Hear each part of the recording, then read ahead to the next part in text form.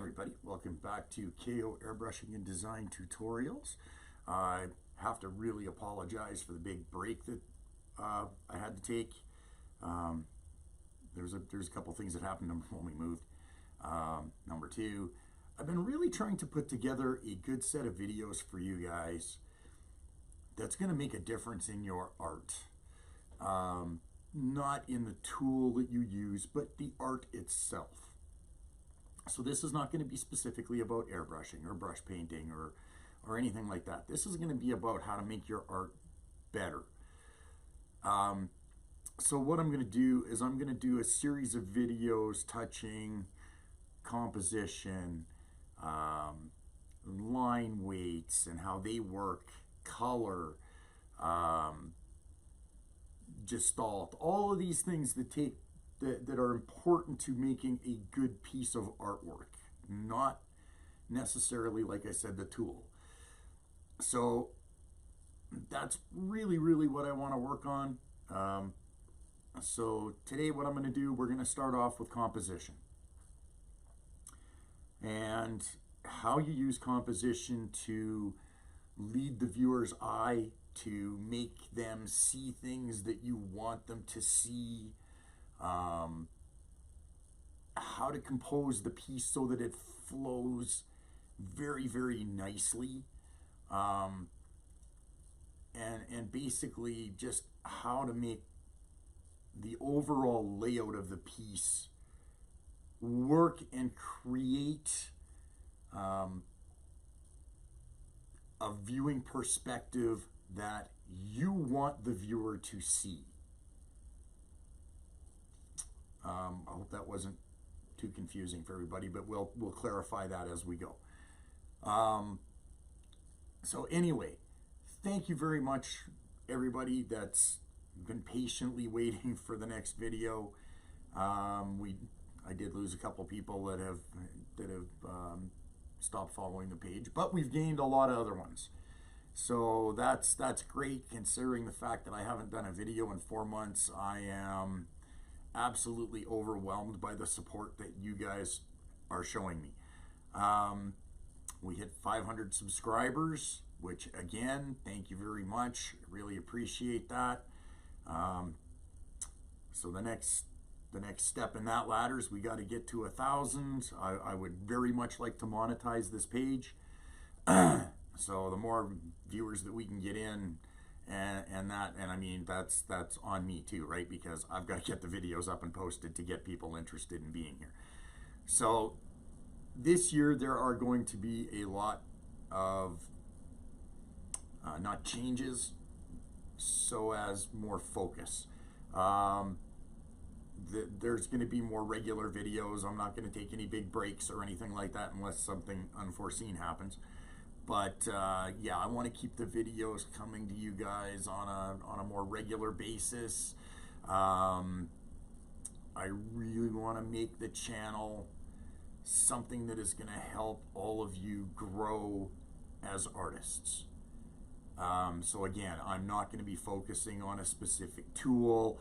I'll touch on tools, absolutely. We will go through a whole set of tools, airbrushes, brushes, but everything like that. We'll go through all that stuff. I've already done stencils, so if you want to see that, just go back into the videos. And basically with stencils, all I wanted to do is make sure that you're open-minded to the fact that you can use anything and everything as a stencil. But yeah, that's where I want to take the channel this year. I hope you guys are good with that. I'm probably going to be starting to do some short live feeds on here as well. Not too sure exactly when that's going to happen or what's going to happen with that, but I think those are going to be, again, pieces that I do here live will be pieces that are not commission pieces.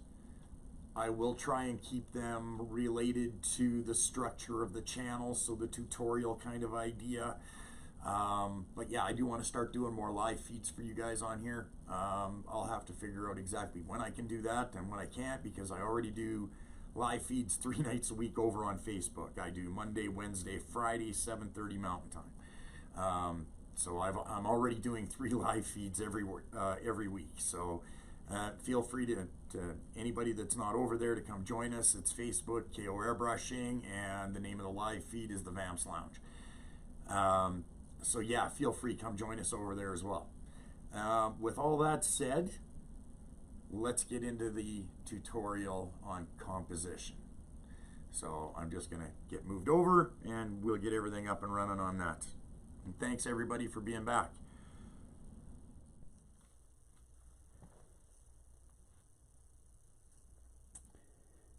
All right, so I'm going to use these 2 paintings here. These are both originals. This is a print of an original, but these are both pieces that are mine. And we'll use them to go over the elements of composition and what it makes to come up with that, right? Okay, so here's basically the definition of composition. Composition is the layout of the visual elements in an artwork to give it structure and convey the intent of the artist. Good composition is essential to the success of the artwork. Composition helps to draw the viewer's eye in and lead it around the artwork so that everything is taken in and finally bringing it to the main object of the artwork. Composition should have a good flow to help the eyes follow while keeping it within the artwork. And 2 of the questions that you want to ask yourself is, what is the story that I'm trying to tell? And the other one is, how do I tell that story? So we'll go over that with these pieces as well. So elements that are used in composition, so like the actual visual elements as opposed to the layout itself, and parts of the composition that help you tell that story that you're trying to convey are unity, balance, movement, rhythm, focus, contrast, pattern, and proportions. And those are in conjunction with the actual elements of art itself, which composition is one of those: line, shape, color, value, texture, form, and space. So there's a lot of different things that you can consider when you're working your composition and how to do it. So your composition itself is composed of different ways of laying out the artwork. So you've got framing, leading lines, the golden ratio, the rule of thirds, simplification, the rule of odds, triangles, and there are some other ones that can be used as well, like negative space, and different patterns that still lead the line to where you want it to go.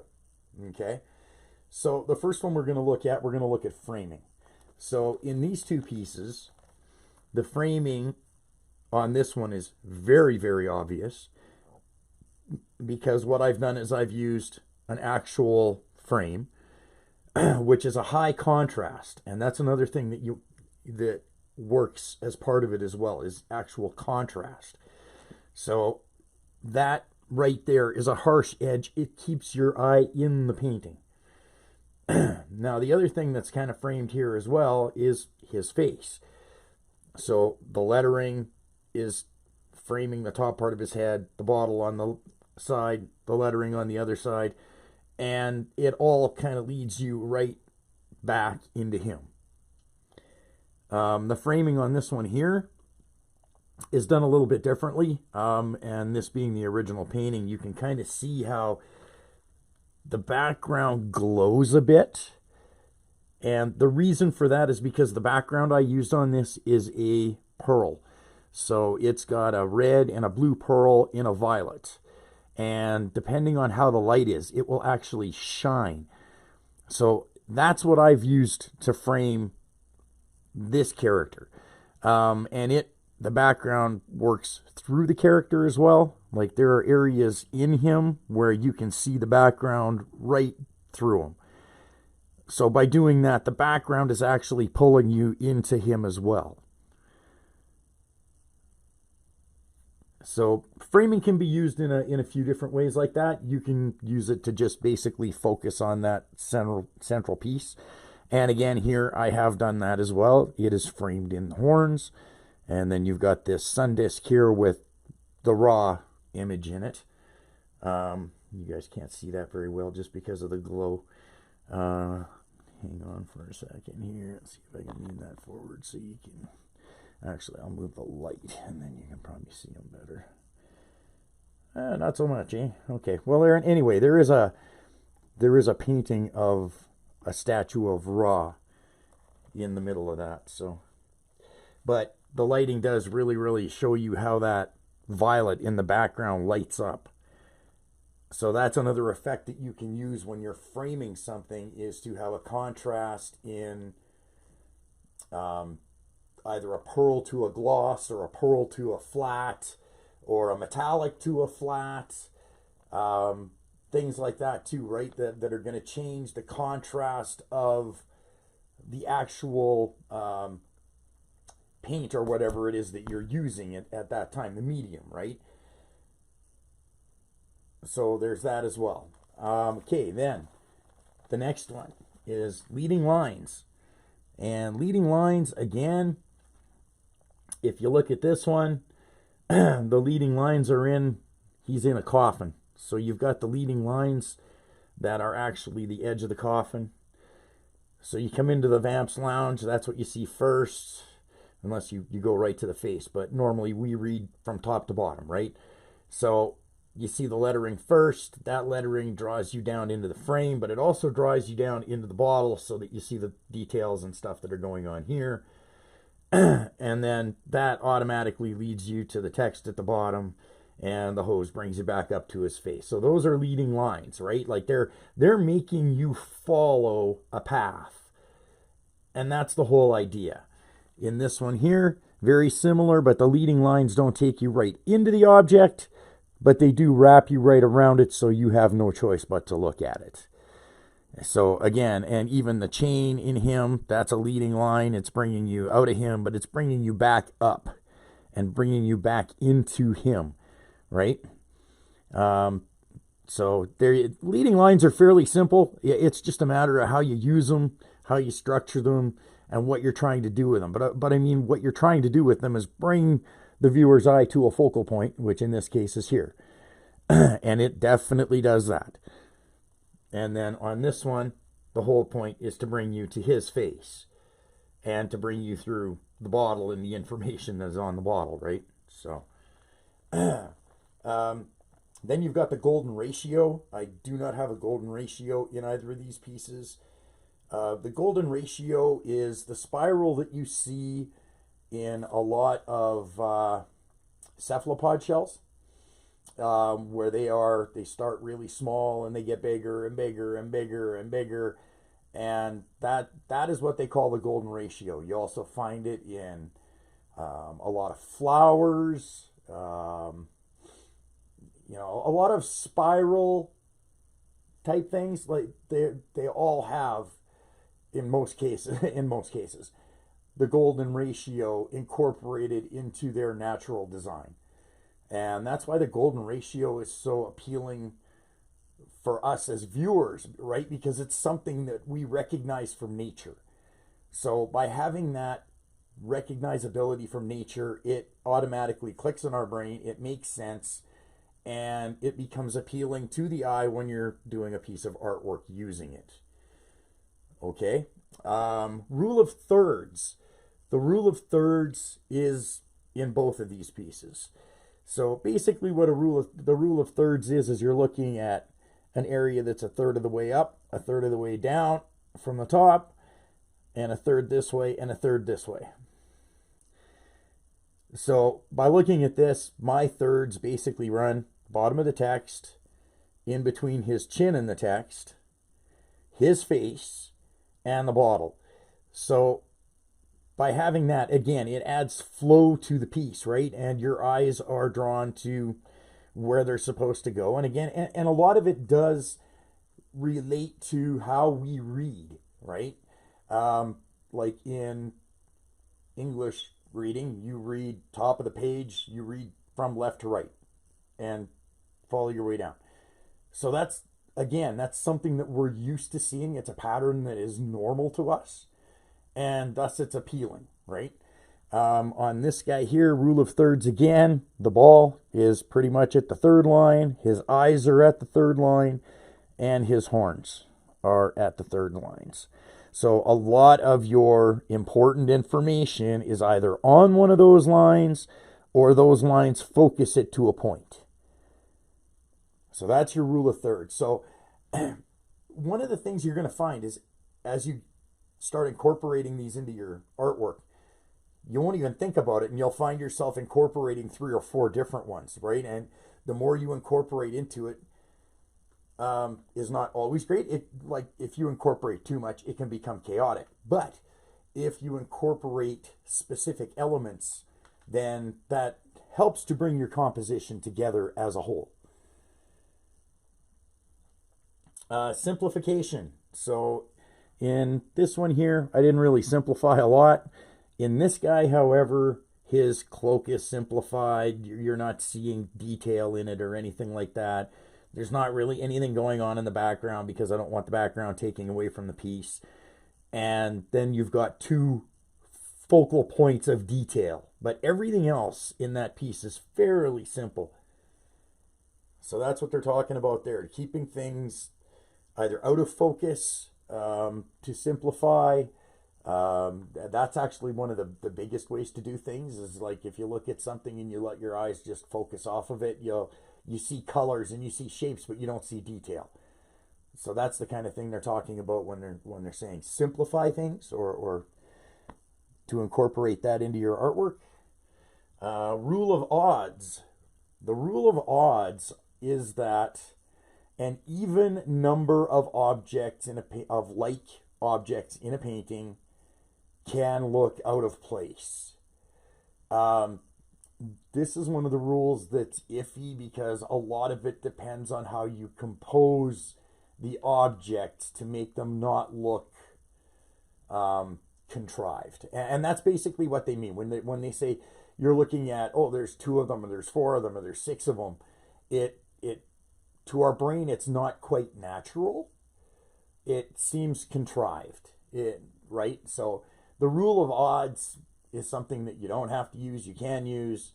But I mean, yeah, like even in these, right? There's 1 of those. There's 1 of him. There's 1 bottle. There's 1 of him, right? So they're odds. But that's not necessarily an unbreakable rule by any means. Okay? Again, that depends on how you compose the image. But there is something about odd numbers that is just more appealing. Triangles. Triangles can add incredible strength and structure to a piece, or they can make it incredibly unstable. So, for example, you've got something that's, in this case here, there is kind of a triangle here, because if you look at it going this way and then up to the top middle of his skull, that's kind of a triangular shape there. Again, I do have a bit of a triangular shape in the back of his coffin as well. So an upright pyramidal triangular shape like that adds strength and structure to a piece. Now, if you were to take and turn that over and do the triangle the other way, our brain sees that as an inherent stability because it's balancing on this little tiny point. But you can use that in a way to bring to your focal point. You use it as framing, or you use it as leading lines, or stuff like that, where you can bring the structure back into it and still keep an upside down triangle in your piece without it appearing chaotic to us, right? Again, it's another one of those things that our brain is accustomed to seeing, is something like a pyramid, right? You know, they're massively stable, they're not going to move, they're for eternity almost. And triangles, like I said, can be used either that way or to be the exact opposite and lend incredible instability to a piece as well.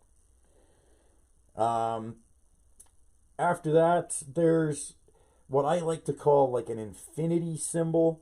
So that's where your focal points are actually, again, drawn in a line. You're using leading lines, you're using leading imagery to bring yourself to a focal point. And that focal point does not need to be in the center of the piece. It can be up, it can be down, it can be to the side, whatever. But using an infinity symbol or a figure eight tends to really lead your eye into a focal point. And then the last one I want to mention that's part of composition is your negative space. And negative space is something that a lot of people just do not think about.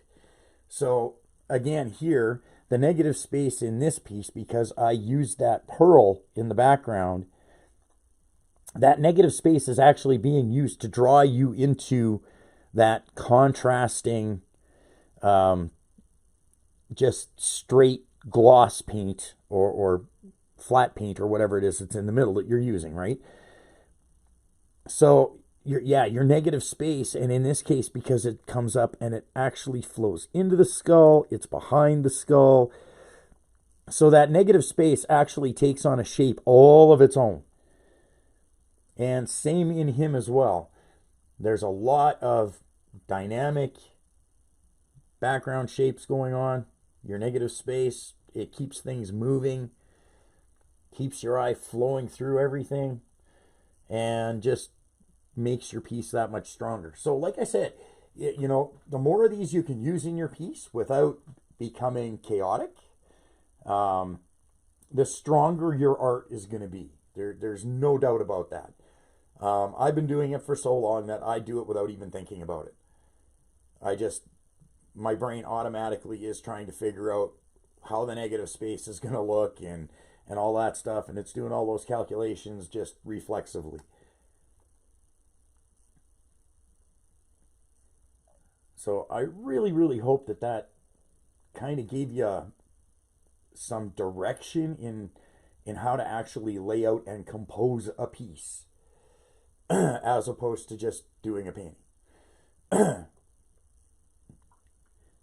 And I mean, paintings can be very simple but very effective if you're trying to tell a story. And that's the other thing, right? When you're talking about composition, in a lot of cases, that's because you are trying to tell a story. So, I mean, if you're not trying to tell a story, if you're just doing a picture, that can change things, right?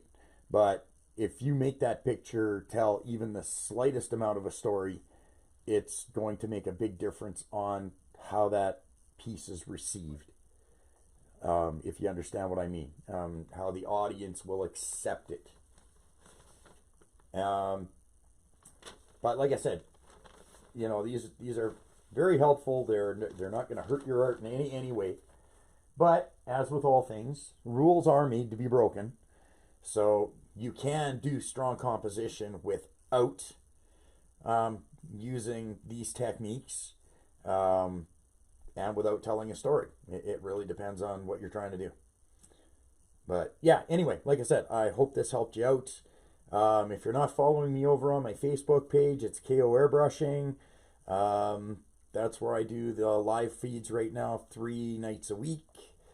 If you'd like to contribute, donate, anything like that to help the channel out, help it grow, get better camera equipment, make things better for you guys, my PayPal link will be in the description. Please feel free to leave comments. I'd really like to hear what you guys think.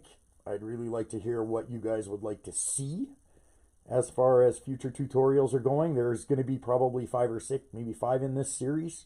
So anything that you guys want to work on after that, we can definitely do that. And other than that, welcome back. It's been a long time. I feel bad that I haven't been able to do more for you guys. But yeah, my life got a little chaotic there. There was no composition to it. And things just happen, right? So anyway, thank you very much. I hope you enjoyed this video. I hope it helped you out. And we'll see you back here for the next video. Not too sure exactly when that's going to be. I'll try and do it within the next 2 weeks. that's what I'm going to try and do at least every 2 weeks. I want to get a new video up. These are going to be a little bit more substantial in the way of research and stuff like that. So, yeah, there's just a little bit more thought that has to go into these ones to make sure that you guys understand and get something out of it. All right. Again, thank you very much, and we will see you next time.